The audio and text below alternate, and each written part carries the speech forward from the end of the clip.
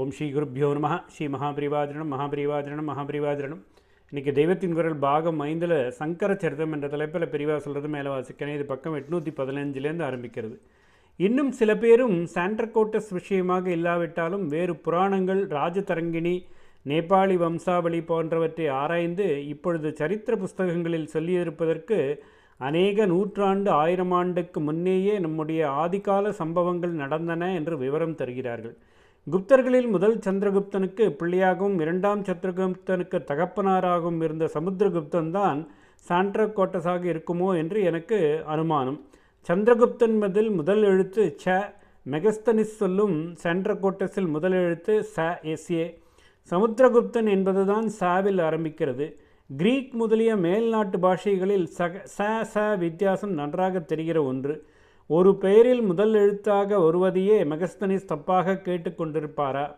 Megasthenes நம்முடைய புஸ்தகங்களை பார்க்காமல் ஜனங்களின் பேச்சில் வார்த்தைகளை கேட்டுத்தான் எழுதியவர். வார்த்தையில் நடுவில் வரும் உயிர்மெய் எழுத்துக்களை பேசிக்கொண்டு போகும் அவசரத்தில் மெய்யெழுத்துக்களாகவே குறுக்கி விடுவது சகஜம். அதிலும் நம் பெயர்களை வெள்ளைக்காரர்கள் சொல்லும் பொழுது கேட்கவே வேண்டாம்.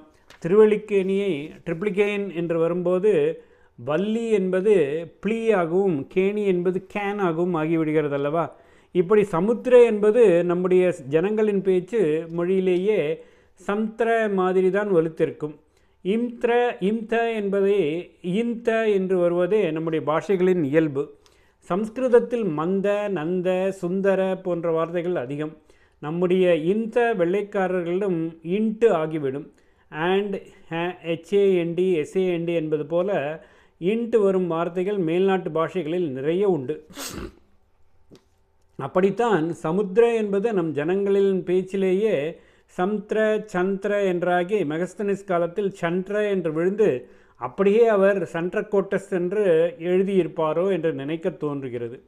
மொத்தத்தில் இப்படி 1000 வருஷம் போல எல்லாம் முன்னே போனால் அப்பொழுது ஆச்சாரியால் அவதாரம் கிபி 8ஆம் நூற்றாண்டில் என்பது மட்டும் எப்படி சரியாக இருக்கும்? அதுவும் 1000 வருஷம் முன்னே போய்விடும். புத்தர் காலமும் அவர்கள் மேல்நாட்டினர் சொல்லும் கிமு 6ஆம் 5ஆம் நூற்றாண்டுக்கு 1000 வருஷம் முற்பட்டு போய்விடும். அதாவது ஆச்சாரியால் கிமு 6 to 5 நூற்றாண்டில் இருந்தாலும் கூட புத்தரின் சமகாலத்தவர் இல்லை என்றும், புத்தமதம் நன்றாக வேர்பிடித்து பல நூற்றாண்டுகள் தேசத்தில் இருந்த பிறகுதான் அவர் அவதரித்து அதை நிராகரணம் பண்ணினார் என்றும் ஏற்பட்டுவிடும். முன்னே நாம் பார்த்த புராண காலம் கணக்குப்படி மௌரிய வம்சம் கிமு 1500 ஆரம்பித்ததல்லவா?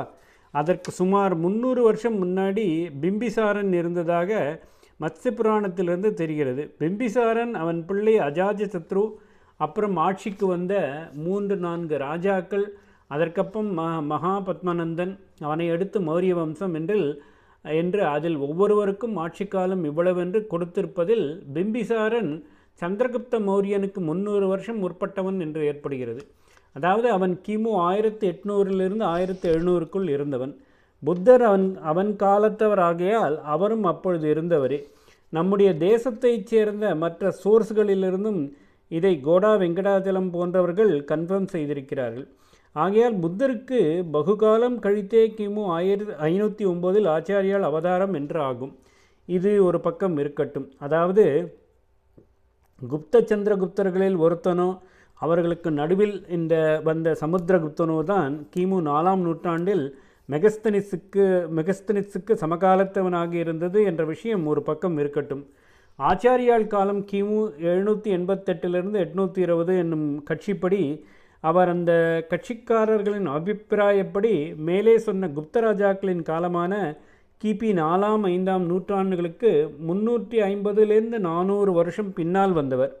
இந்த இடைக்காலத்திற்குள் குப்த சாம்ராஜ்யம் எடுபட்டு போய் இன்னும் அநேகம் நடந்தது. ஹர்ஷவர்தனின் ஆட்சியும் முடிந்து 100 வருஷத்துக்கு மேல் ஆகிவிட்டது.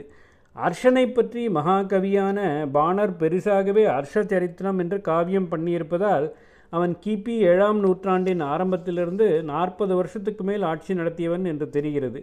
நம்மூர்காரரான பாணர் சொல்வதை கேட்டுக்கொண்டு கால நிர்ணயம் பண்ண பிடிக்காவிட்டாலும் ஹர்ஷனின் காலத்தில் இங்கே வந்து 16 வருஷம் புத்த ஸ்தலங்களுக்கெல்லாம் யாத்திரை பண்ணிய உவான்சுவாங் என்ற சீனாக்காரர் எழுதி வைத்திருக்கும் குறிப்புகள் இருக்கவே செய்கின்றன. ஓம் ஸ்ரீ குருப்யோ நமः.